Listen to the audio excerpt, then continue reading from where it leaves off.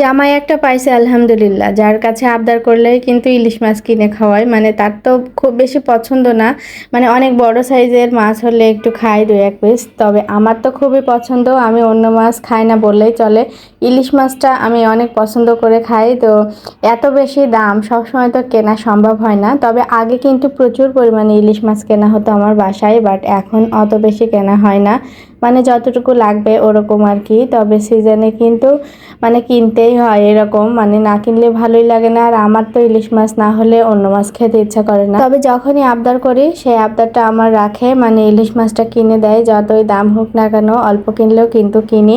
আর ইলিশ মাছের তরকারি তো কি বলবো, সবারই অনেক পছন্দের। আর কচুর মুখি দিয়ে ইলিশ মাছ পছন্দ করে না এমন কেউই নাই। আমি 2টা ইলিশ মাছ নিয়ে আসছিলাম, আমি অবশ্য নিয়ে আসছি বাজারে গিয়ে।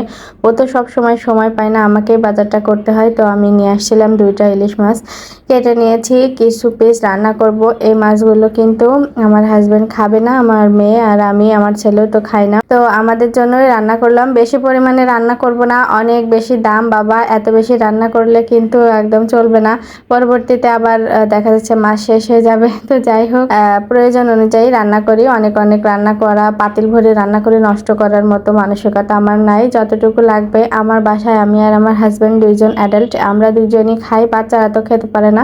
কারণ ওদের 4 বছর, 3 বছর, 2 বছর বয়সের বাচ্চারা কতটুকু খেতে পারে। তো সেই অনুযায়ী কিন্তু অল্প অল্প রান্না করি, ছোট ছোট পাতিলে রান্না করা হয়। আমাদের সংসারটা খুব বেশি বড় হয়নি এখনো, বাচ্চারা ছোট, সেই অনুযায়ী আমাদেরকে রান্না বান্না কাজকর্ম করতে হয়। তো যার যার সংসার, যার যার লাইফস্টাইলে সেভাবে কিন্তু করা হয় আর কি। এই যে কথা বলতে বলতে কচু পুঁইশাক রান্নাটা আমার প্রায় শেষের দিকে। এই কচু পুঁইশাক রান্না করতে গিয়ে আমি প্রতিদিনই মশলা বেটে বেটে রান্না করি, মানে এত বেশি পছন্দ, অনেক যত্ন করে রান্না করি, একদম কষ্ট মনে করি না। আমার কিন্তু বাটা মশলা দিয়ে রান্না করা হয় না তেমন, বাট ইলিশ মাছ আর পুঁইশাক কচু রান্না করলে আমি সবসময় বেটে রান্না করি, যতই কষ্ট হোক না কেন।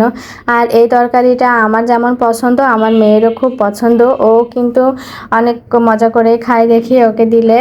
আমার তরকারিটা মাশাআল্লাহ হয়ে গিয়েছে, আর আমি এভাবেই রান্না করি। সবুজ সবুজ তরকারি ভালোই লাগে আমাদের কাছে। সন্ধ্যার দিকে সবাই যখন বাসায় থাকি তখন না ক্ষুধা মনে হয় কোন দিক থেকে আবার বাসায় চলে আসে, মানে ক্ষুধা মনে হয় লাগবে না। তারপরে যখন সবাই একসাথে বসে থাকা হয় বা সময় কাটানো হয়, তখন মনে হয় আবার ক্ষুধা যেন জানালা দিয়ে দরজা দিয়ে সব দিক থেকে ডাকাডাকি করে, প্রচুর পরিমাণে ক্ষুধা লাগে। আর মনে হয় কি খাই কি খাই। তখন বাসায় চানাচুর মুড়ি ছাড়া কিছুই ছিল না, তো ভাবলাম চানাচুর মুড়ি খাই। আর সন্ধ্যার দিকে কিন্তু ঝাল ঝাল চানাচুর মুড়ি মাখা খেতে কিন্তু ভালোই লাগে, অনেক মজা করে খাওয়া যায়, সবাই কিন্তু অনেক বেশি এনজয় করা যায়, মানে ভালোই লাগে আর কি। এই খাবারটা জাতীয় খাবার, সবারই পছন্দ। আর আমার বাচ্চারা তো অনেক বেশি ঠিক কয়েকদিন ধরেই, ওদের জন্য বাইরে গিয়েছিলাম ঔষধ নিতে, আমার হাজবেন্ডও গিয়েছিল, সবাই আমরা একসাথে গিয়ে কিছু কেনাকাটা করলাম, ঔষধ কিনলাম। তো আজকে শেয়ারিং এটুকুই ছিল। আল্লাহ হাফেজ।